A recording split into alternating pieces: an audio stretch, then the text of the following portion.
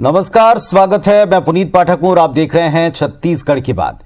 2023 विधानसभा चुनाव से ठीक एक साल पहले कांग्रेस में बड़ा फेरबदल हुआ। छत्तीसगढ़ के प्रभारी को बदल दिया गया। करीब 5 साल तक इस जिम्मेदारी को निभाने वाले पीएल पुनिया की जगह अब केंद्रीय नेतृत्व ने कुमारी शैलजा को यहां का नया प्रभारी बनाया। हालांकि इस बदलाव पर बीजेपी ने निशाना साधा है। सत्ता संगठन में भ्रष्टाचार और गहरी अंतर्कलह के चलते बदलाव होने का आरोप भी लगाया। इधर कांग्रेस पार्टी इसे एक सामान्य प्रोसेस बताती है। इस वक्त क्यों प्रभारी को बदला गया और इस बदलाव के पीछे कांग्रेस की रणनीति क्या है, इस पर हम चर्चा करेंगे, खुली डिबेट करेंगे। हमारे साथ में दोनों पक्षों के दो बड़े समर्थ और स्पष्ट वक्ता नेता हैं। सुशील आनंद शुक्ला साहब हैं, कांग्रेस पार्टी के संचार विभाग के प्रमुख, पीसीसी छत्तीसगढ़ के। नमस्कार सुशील जी, स्वागत है आपका। और केदारनाथ गुप्ता जी हैं, भारतीय जनता पार्टी के तेज तर्रार नेता, प्रवक्ता, तर्कों के आधार पर अपनी बात रखने वाले। छत्तीसगढ़ की बात में आप दोनों से हम चर्चा करें। इसके पहले एक रिपोर्ट आपको दिखाते हैं, फिर हम चर्चा करेंगे।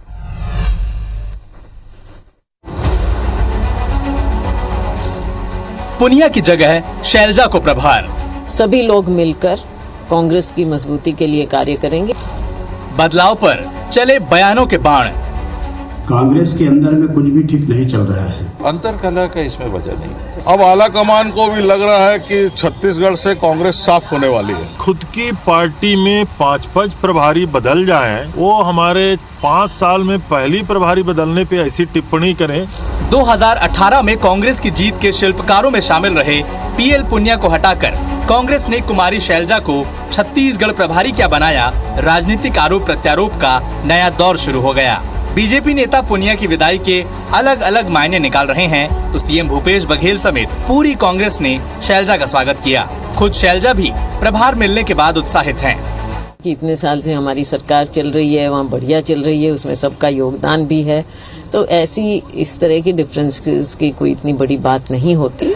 मैच्योर लोग हैं, मैच्योर नेतृत्व है, मिलकर काम किया है और आगे करेंगे। सभी लोग मिलकर कांग्रेस की मजबूती के लिए कार्य करेंगे। अपनी जिम्मेवारी सभी लोग जानते हैं, पहचानते हैं। इधर चुनाव से एक साल पहले कांग्रेस में बदलाव पर बीजेपी बयानों के तीर चला रही है। बीजेपी का दावा है कि सत्ता संगठन में भ्रष्टाचार और गहरे अंतर्कलह के चलते पुनिया की विदाई हुई है। कांग्रेस के अंदर में कुछ भी ठीक नहीं चल रहा है। जिस प्रकार से झूठ और फरेब के कारण में कांग्रेस सत्ता में आई, प्रदेश की जो हालात है जनता समझ चुकी है। प्रभारी के बदलने से कुछ भी बदलने वाला नहीं है। अब आला कमान को भी लग रहा है कि छत्तीसगढ़ से कांग्रेस साफ होने वाली है। इस 4 साल के अंदर में जो आतंक है, जो अपराध है, जो माफिया राज है, और इन सबको लगता है कि मेरी सरकार है, ये छत्तीसगढ़ के लिए बड़ा दुर्भाग्यजनक है। खुद बदलाव के दौर से गुजर रही बीजेपी ने जब कांग्रेस में हुए बदलाव पर सवाल उठाए, तो कांग्रेस नेताओं ने सामान्य बदलाव बताया और बीजेपी के आरोपों पर तीखा पलटवार किया। अब जिसके खुद की पार्टी में 5 प्रभारी बदल जाएं, वो हमारे 5 साल में पहली प्रभारी बदलने पे ऐसी टिप्पणी करें, मैं समझता हूँ ये सर्वथा अनुचित बात है। अनुभवी हैं, इनका फील्ड में भी, व्यक्तिगत तौर पे भी, मंत्री के रूप में भी इनने काम किया है, प्रदेश में भी काम किया है, राज्यों में भी इनने संगठन में काम किया है प्रभारी के रूप में। तो कम उम्र में अच्छी अनुभवी महिला है। आरोप प्रत्यारोप से अलग कुमारी शैलजा की नियुक्ति कांग्रेस की नई रणनीति की ओर इशारा कर रही है, क्योंकि पीएल पुनिया के रहते संगठन में कसावट खोने लगी थी। राजनीतिक जानकार ये तक मानते हैं कि कई मौकों पर सत्ता और संगठन को उनके चलते असहज स्थिति का सामना करना पड़ा। कुमारी शैलजा सोनिया गांधी की बेहद करीबी हैं और युवाओं में खासा लोकप्रिय हैं। इस नाते उन पर प्रदेश संगठन में कसावट लाने के साथ साथ सत्ता संगठन के बीच तालमेल को और बेहतर करने की जिम्मेदारी भी पूरी करनी होगी, और यही उनकी चुनौती भी है। राजेश राज, IBC 24, रायपुर। तो आज के जो सबसे बड़े सवाल हैं कि आपने इसी वक्त क्यों प्रभारी को बदला, ठीक एक साल पहले प्रभारी के बदले जाने के पीछे कांग्रेस की क्या रणनीति है, शैलजा के आने से क्या क्या परिवर्तन होंगे और उनके सबसे बड़े चैलेंजेस क्या रह सकते हैं। लेकिन फिलहाल इस पर जो राजनीतिक आरोप प्रत्यारोप का सिलसिला शुरू हुआ है, इस पर हम खुली चर्चा करेंगे। आप लोग अपने ओपनिंग स्टेटमेंट रखें, दोनों पक्षों से आप लोग अपनी बात बिना किसी रोक टोक के रखें, फिर हम खुली इस पर डिबेट करेंगे। सबसे पहले सुशील आनंद शुक्ला साहब, विपक्ष ने सवाल उठाया है कि अंतर कलह का नतीजा है कि 1 साल पहले यहां प्रभारी बदला गया है। क्यों बदला है, क्या रणनीति है, सब पर आप अपनी बात रख सकते हैं। देखिए पुनीत जी, भारतीय जनता पार्टी किस नैतिकता से हमारे प्रभारी बदलने पे सवाल खड़ा कर रही है? उन्हें तो पहले अपने गिरेबान में झांकना चाहिए कि हर चुनाव के बाद 2018 में इन्होंने सौदान सिंह को बदला, उसके बाद अनिल जैन को बदला, उसके बाद डी पुरंदेश्वरी को बदला। ओम माथुर जी आए हुए हैं, अभी आज ही खबर चली है कि उनको भी बदलने की कवायद चल रही। तो पहले अपने गिरेबान में झांके। पुनिया जी को क्यों बदला गया, मैं आपको स्पष्ट कर दूं कि हमारे यहाँ राष्ट्रीय अध्यक्ष का चुनाव हुआ है। पीसीसी डेलीगेट्स ने कांग्रेस के राष्ट्रीय अध्यक्ष का चुनाव किया।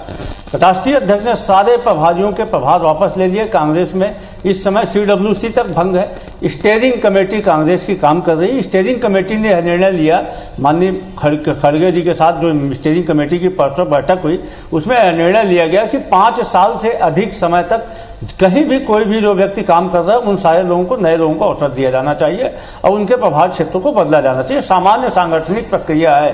पुनिया जी के नेतृत्व में कांग्रेस पार्टी ने भारतीय जनता पार्टी के अहंकार को तोड़ा था। पुनिया जी के नेतृत्व में कांग्रेस पार्टी ने 4 उपचुनाव जीता था, 5वां उपचुनाव जीतने जा रही। हमने नगरीय निकाय में भारतीय जनता पार्टी का खाता नहीं खुलने दिया। हर चुनाव के बाद भारतीय जनता पार्टी यहाँ प्रभारी बदली है। हर चुनाव के बाद प्रदेश अध्यक्ष बदला गया है। हर चुनाव के बाद में इन्होंने नेता प्रतिपक्ष तक को बदल दिया। हर चुनाव 3-3 बार तो जिला संगठन इन्होंने बदल दिया, जिला अध्यक्षों को बदल दिया। अरे पुनिया जी ने तो अपना पूरा कार्यकाल पूरा किया, 6.5 साल तक रहे। अब भारतीय जनता पार्टी का अहंकार खत्म करने के बाद गए थे। शैलजा जी बेहद ही अनुभवी नेता हैं, 3 बार केंद्र में मंत्री रही हैं, हरियाणा की प्रदेश अध्यक्ष रही हैं, अनेकों राज्यों में प्रभारी रही हैं। उनके नेतृत्व में हम 2023 का भी चुनाव जीतेंगे। अब भारतीय जनता पार्टी के अहंकार को एक बार फिर से खत्म करेंगे।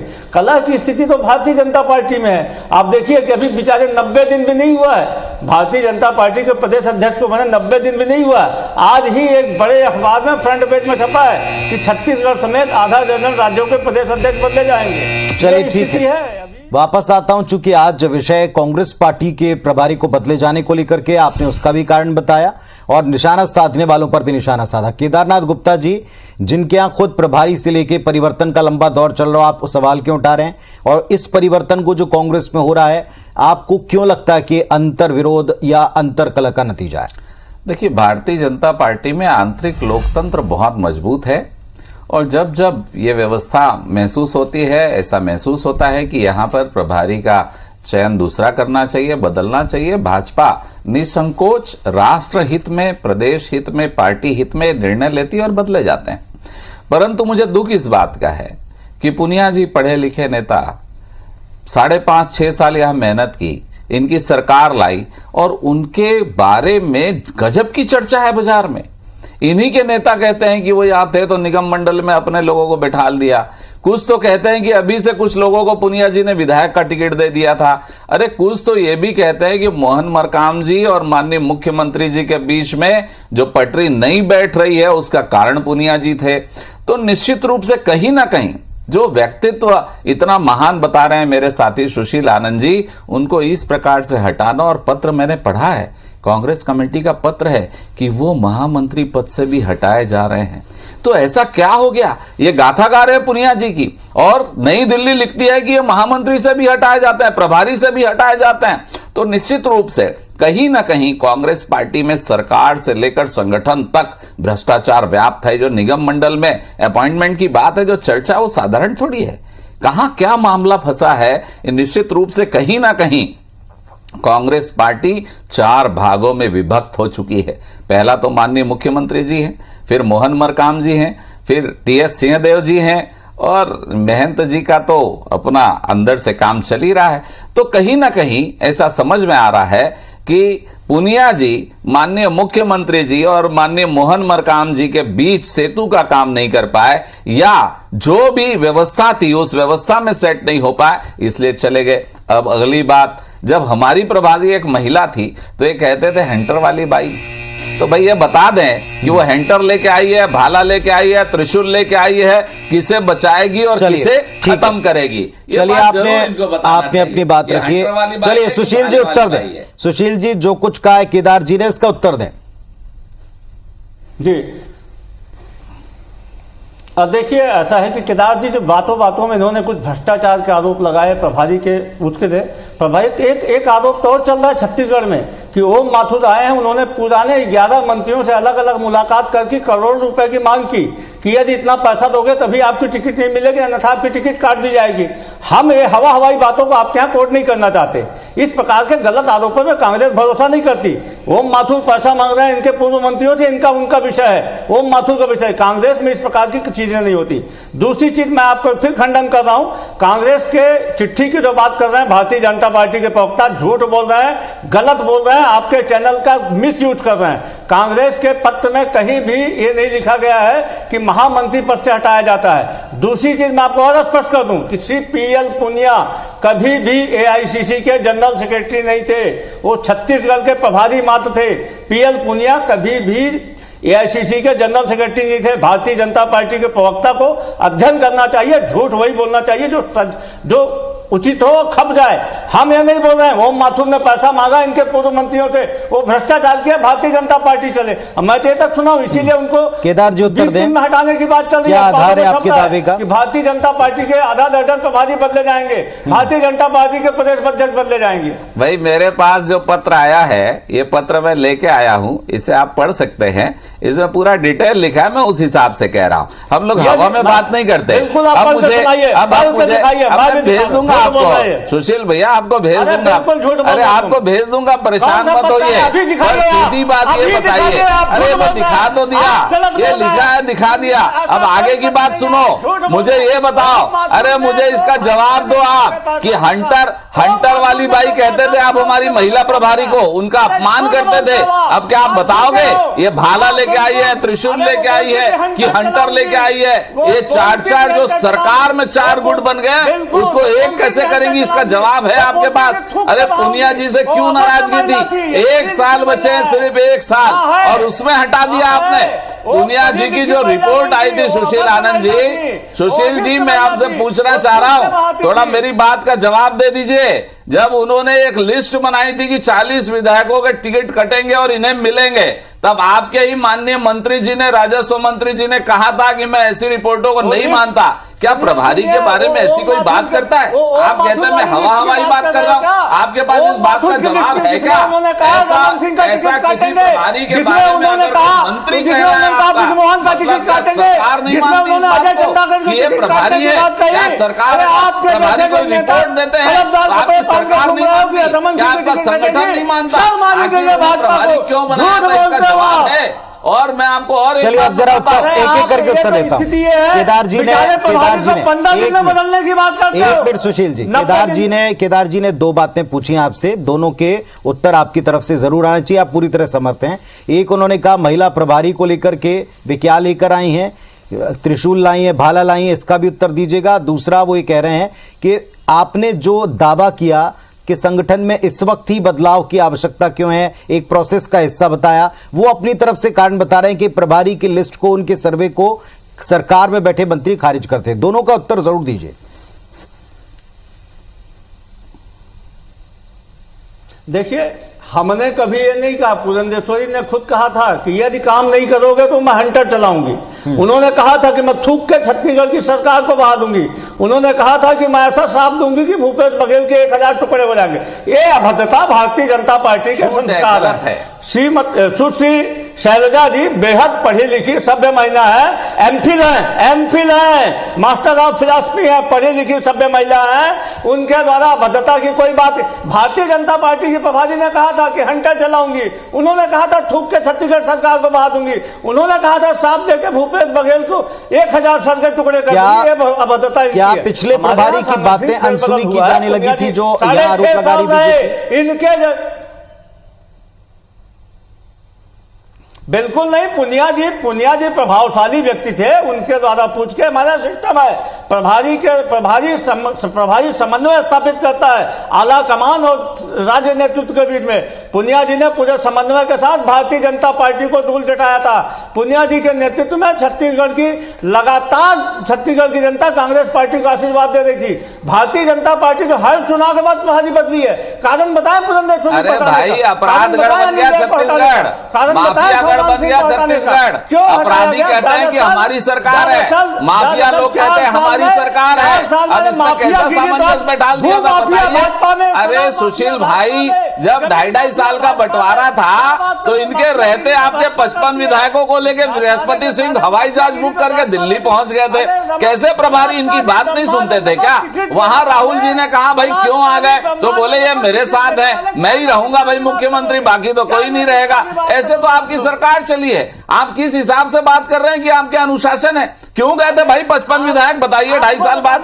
मुझे इस बात का सुशील जी आप जवाब दीजिए कि 2.5 साल बाद बृहस्पति सिंह 55 विधायकों को लेकर क्यों दिल्ली चले गए थे? क्या बात हो गई थी उस समय? क्या समन्वय नहीं बैठा पा रहे थे पुनिया जी? और आपने बात की कि शैलजा जी एमफिल है, तो पुनिया जी की डिग्री कोई कम है क्या? मैंने तो सुना है वो एडमिनिस्ट्रेशन से हैं। अब 2 सवाल है आप दोनों के लिए। आप 1 मिनट सुशील जी, 2 सवाल हैं। इस तरीके के आरोप प्रत्यारोप में पूरा समय जाया ना करके 2 सवाल हैं। केदार जी से मैं पहले पूछता हूं। केदार जी, भारतीय जनता पार्टी ने, चलिए कांग्रेस के भीतर जो भी परिस्थितियां हो, जैसे आप कहते हैं प्रभारी का बदला जाना हमारे यहां संगठन की प्रक्रिया का हिस्सा है, वो भी कहते हैं ये हमारी प्रक्रिया का हिस्सा है। क्या नई प्रभारी और शैलजा जी का इतिहास, उनका कार्यक्षमता, ये आप लोगों से भी अछूता नहीं है? आप लोगों ने भी रिसर्च किया होगा। आपके लिए ज्यादा चैलेंजिंग होगा आने वाला 23, या आपको लगता है ये फेवरेबल स्थितियां आपके लिए? नहीं, देखिए बड़ा सीधा जवाब है कि कुमारी शैलजा जी बहुत पुरानी नेता हैं। निश्चित रूप से उन्हें राज्यसभा का सदस्य बनाया जाना था, नहीं बनाया गया।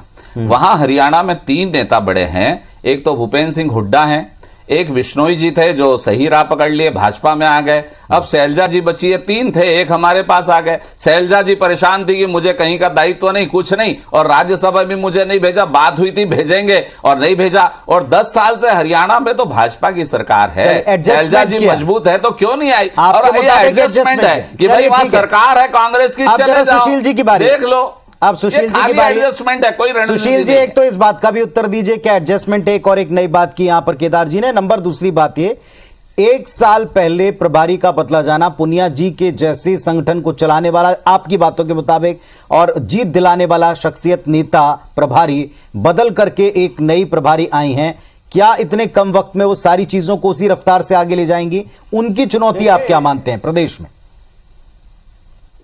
बिल्कुल देखिए पुनीत जी, भारतीय जनता पार्टी की बौखलाहट बता रही है। जिस प्रकार से भारतीय जनता पार्टी के बड़े छोटे नेता सवेरे से चिल्लपो मचाए हैं, ये इस बात का द्योतक है कि शैलजा जी के प्रभाव से भारतीय जनता पार्टी घबरा गई है।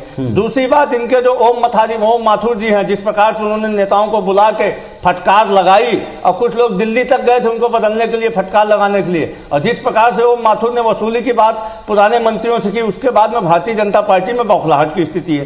पुनिया जी ने अपना पूरा टेनवर पूरा किया, 6.5 साल यहाँ पे माथुर जी के बारे में जो आप गलत बयानी कर रहे हैं, आपके पास सबूत है, आपके पास सबूत है, उस पर बयानी है कि मंत्रियों से पैसा मांगा, आपके पास सबूत है, खुद बताया, आपने खुद बताया, बात को कह रहे हैं, आपने बताया, आपके मुख्यमंत्री जी ने कहा था। चलिए केदार जी और सुशील जी, ठीक है, आज हम बात कर रहे हैं कांग्रेस के प्रभारी पर, आज हम कांग्रेस के प्रभारी पर बात कर रहे हैं, माथुर जी पर भी बात कर लेंगे। बहुत शुक्रिया फिलहाल आपका जो आप दोनों ने पक्ष रखे, लेकिन हाँ, उनके समक्ष चुनौतियां हैं, वो पार्टी को कैसे चुनाव तक ले जाएंगे, कांग्रेस की रणनीति इसमें आगे क्या सामने आएगी, बहुत दिन नहीं है, कुछ ही दिनों में स्पष्ट होगा। बहुत धन्यवाद आप दोनों का, नमस्कार।